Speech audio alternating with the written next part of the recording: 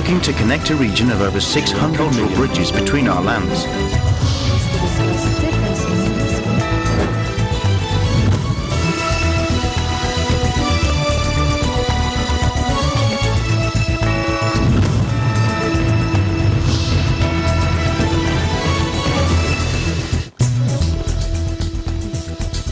Hello and welcome to ASEAN in Focus. I'm Judy Mera delivering to you the latest news in and around the ASEAN region. And now to the news.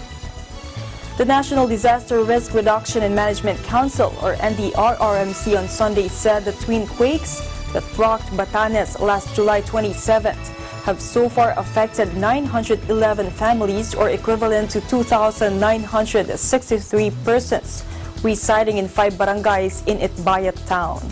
These affected individuals are now staying at the Itbayat Public Market, and the RRMC Executive Director Ricardo Halad said in an update. Also, a total of 15 houses, 2 schools, and 2 health facilities were reported damaged in the quakes. The number of people reported killed was placed at 8, with 1 missing and 63 injured. Halad said all injured persons were taken to the Itbayat District Hospital for treatment. Meanwhile, the Department of Social Welfare and Development announced that it has relief goods stockpiles and funds amounting to 1,973,907,180 in its central and field offices, which can be used for responding to the calamity. The Armed Forces of the Philippines has already deployed 2 search and rescue and 1 medical team via EAD's CASA C-295, a medium transport aircraft, at Itbayat, Batanes. Meanwhile, a search and rescue teams of the 525th Engineering Combat Battalion are on standby for possible deployment.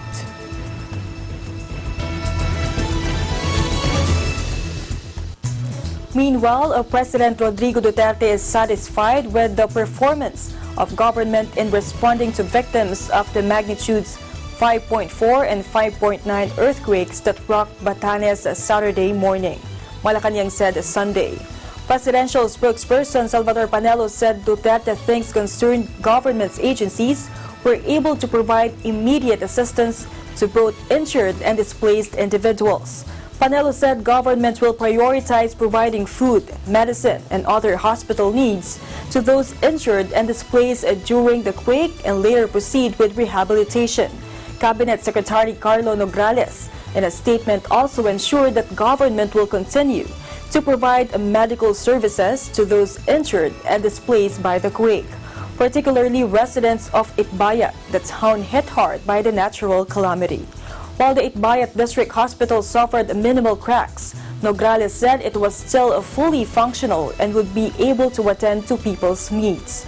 Nograles meanwhile advised Itbayat residents against returning to their homes for the meantime, given the state of structures on the island and the possible damage that can be caused by aftershocks. He said tents, water, hygiene kits, and medicine will be provided by the government to these families. As of 7 p.m. Saturday, Nograles said that the casualty count included 9 confirmed deaths, 1 missing person, 63 injured, and 752 displaced households.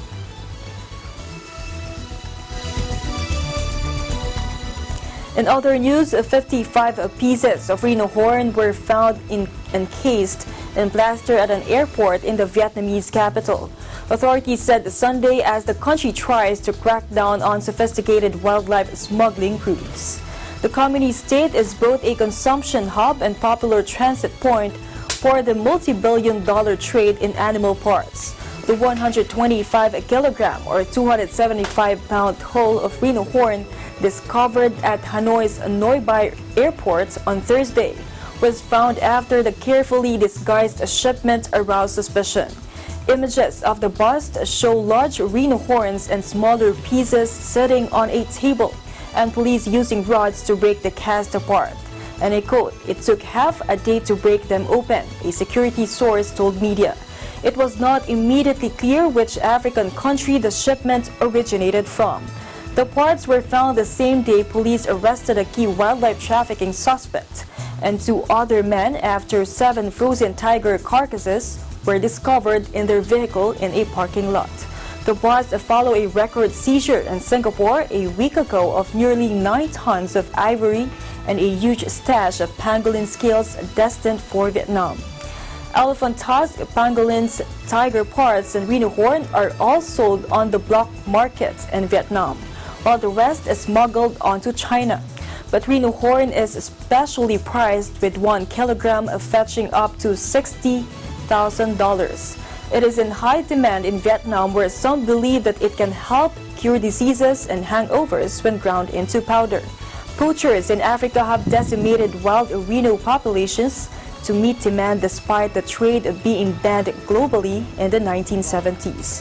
Only about 29,000 rhinos survive in the wild, down from 500,000 at the beginning of the 20th century, according to conservationists. Hanoi has long vowed to stem the flow of illegal wildlife crossing its borders, but experts say the black market persists thanks to weak law enforcement.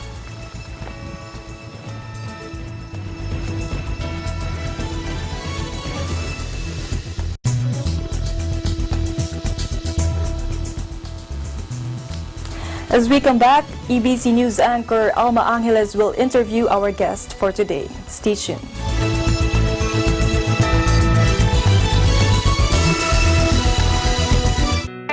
Health is our most important.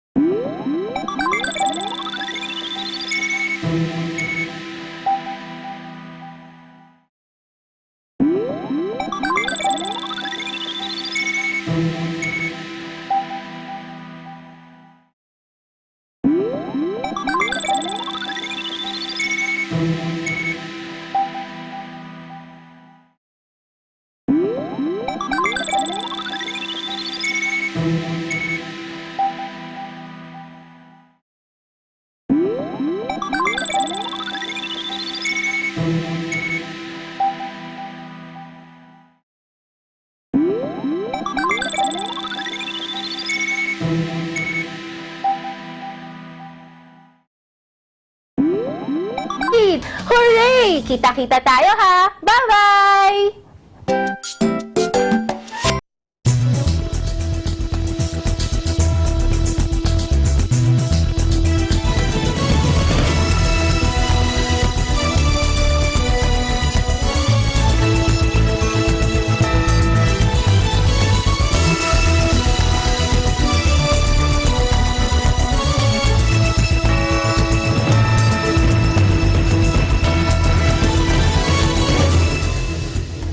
Welcome back. I'm Alma Angeles, and we would like to introduce you to our special guest for today, Mr. Sammy Yahia. Yahia, did I say that? It's okay? Okay. New Director of Tourism for the Philippines and India markets. Now, prior to his appointment to the Philippines and India, Mr. Sammy here was the Director of Marketing and Communications for Israel Ministry of Tourism from 2012 to May of 2019. Okay. During that period, he was awarded the Employee of the Year by Israel Civil Service Commission. He has an MBA in Marketing and Communication from the University of Derby and completed his BA in Social Sciences, Sociology, and Anthropology from the Hebrew University of Jerusalem. Welcome, Mr. Sammy. Thank you. Thank you for inviting me. All right. Now, in your helm, you're hoping to surpass the previous achievement of the director here last year, which is a whopping 33% increase in Filipino tourist arrivals in Israel. I think they made a mistake by this. There was more than 33%. Really? Yeah, it's a huge increasing, and as we know, the marketing in the Philippines, it's a good key, and we think that it will be increasing more and more. From 2016 till now, it's triple. Today we're talking about 31,000 people coming from Filipino to Israel. In 2016 it was only 12 people. From beginning from this year till now, we are talking about 20,000 people, and I thought end of this year will be 40,000 people. So the Filipino people like Israel, and it's a dynamic destination, and they are coming, and you are welcome anytime. We are here for this. Yeah, but how is the partnership, tourism partnership between the Philippines and Israel? Usually we're talking about partnership, about tourism, but believe me, the partnership is before the tourism. It's culture to culture, government to government, business to business. You know, there's a lot of Filipinos who are working in Israel and in hotels, in cares, and agriculture, and more than 30,000 people working there and living in Israel. So this kind of work and business increase the demand for Israel as visiting friends and relatives in Israel, and who's living there in Israel, I'm sure they like it, and they promote also Israel for the Filipino to come there, and we have the pilgrims also. Yeah, it's more than business of tourism. Yeah. It's more culture to culture, and people to people. Who's increasing this, the demand.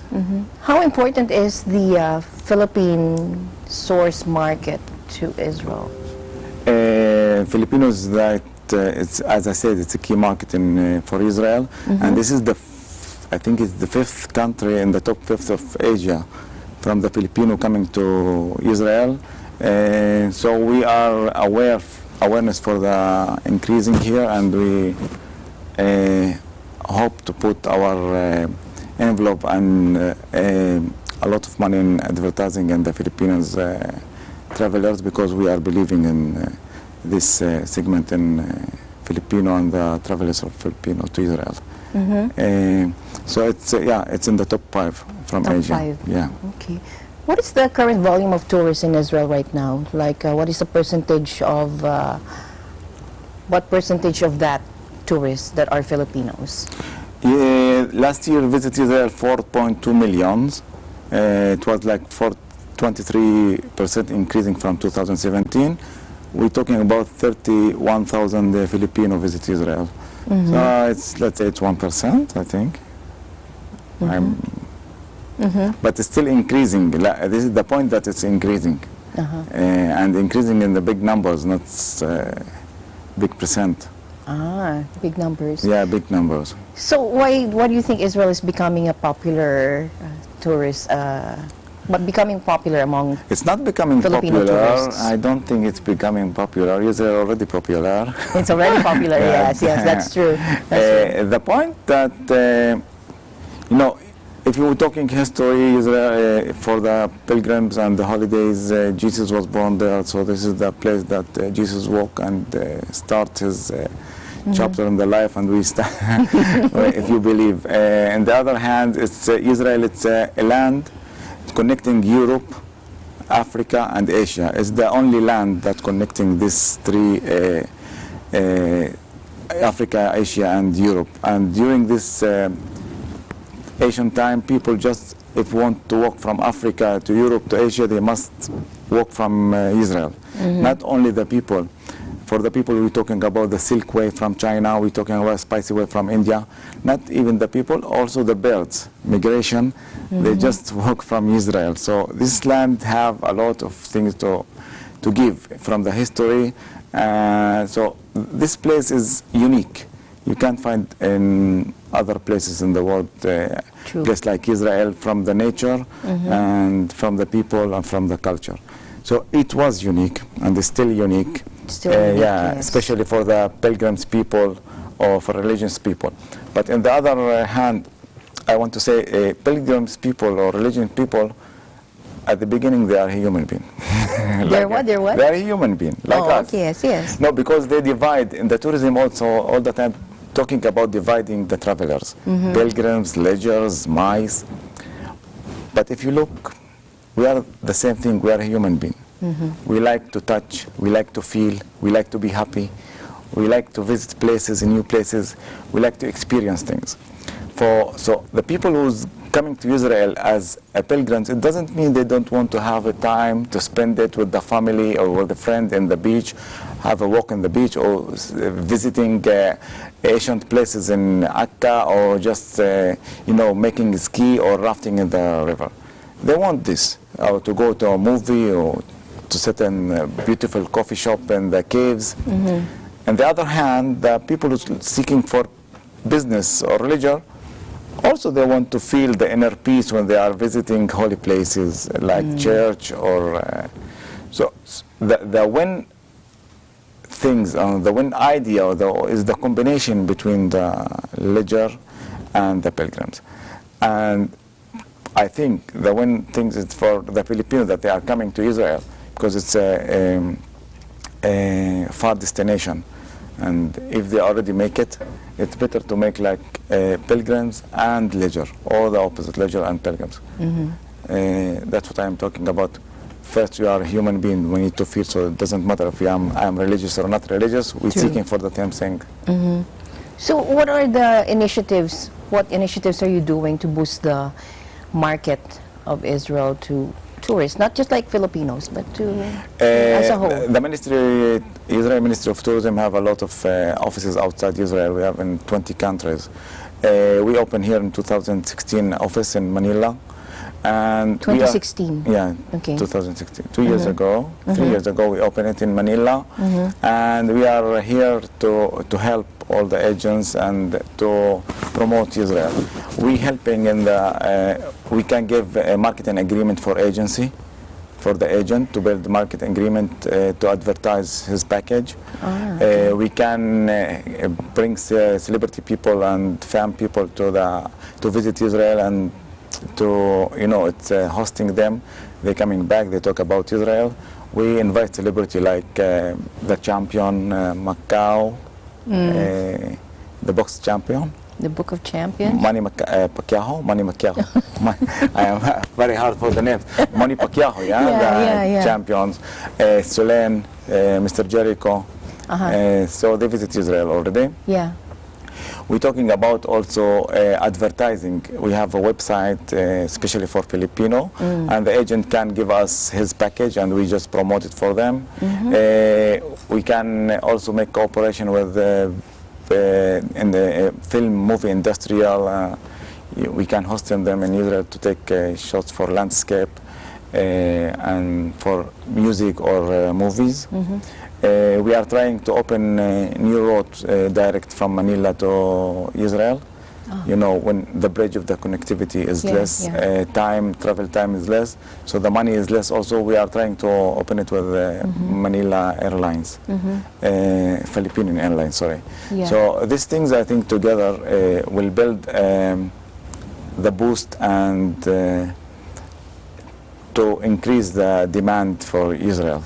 Especially when you mix special it. marketing strategy for the Philippines, or something special for the Filipinos? Or something As like I that? said, the Filipinos here, because it's the only country in Asia that they are Christian, and pilgrims is a unique strategy to deal with it. But not only, as I said before, not only pilgrims, we want you to come also for leisure, to mix it. So the strategy is family and mixing the package between pilgrims and leisure. Even if you just come for pilgrims first time, you can come again to Israel, because the pilgrims is just not only some church, because we have like Jesus Trail, Gospel Trail, Miriam Trail, that you can hiking there and feeling the way that Jesus walked in and see the miracles that he did, and meeting the people, and you can hear the story.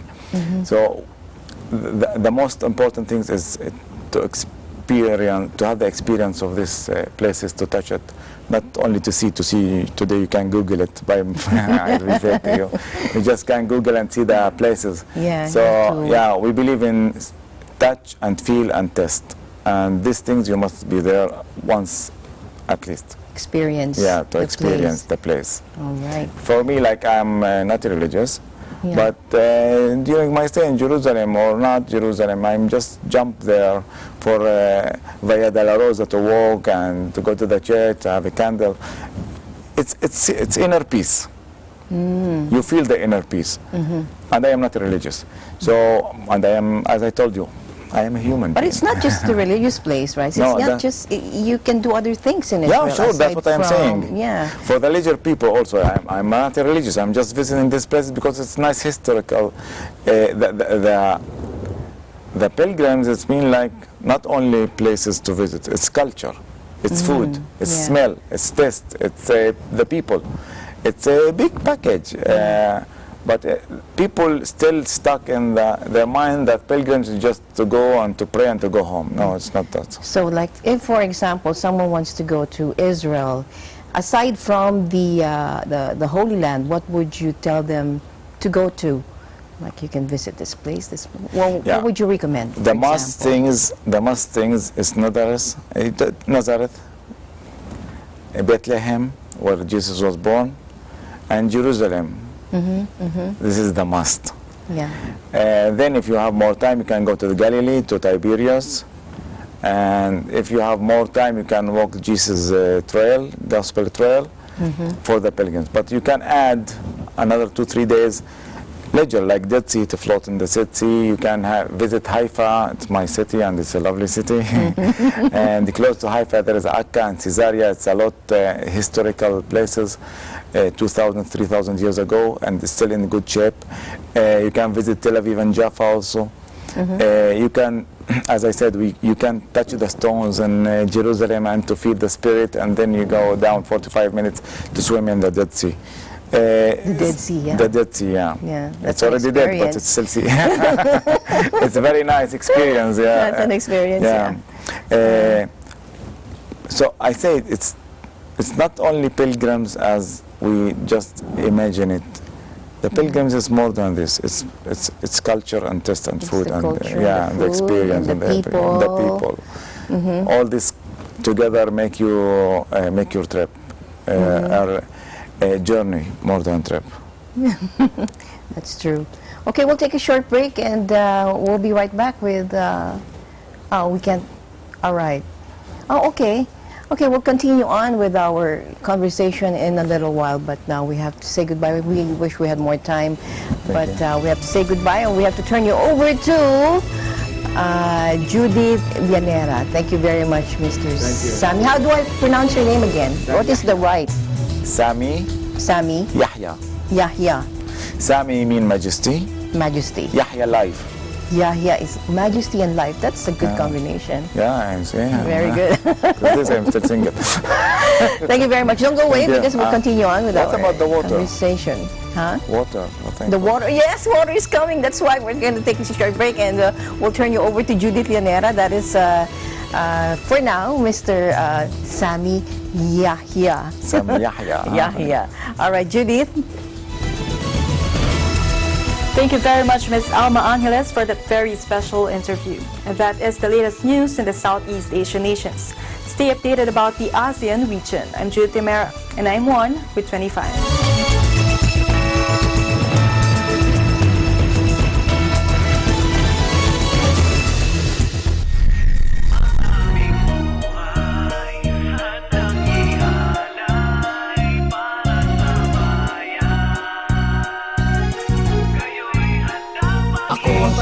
Sa gitna ng dilim, ako ang mata sa sahing papawid. Ako ang dilat sa tuwing ang bayan ko ay tulog ng mahimbing. Ang aming buhay, handang ialay para sa bayan.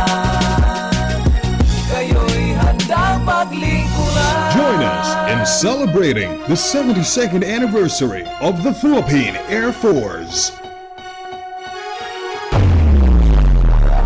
Hi everyone, I'm Maria Marquez. these gardens in Portland, Oregon.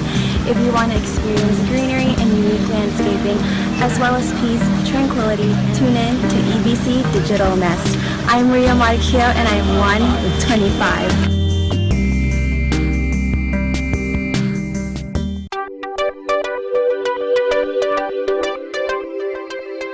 Net 25 is now available on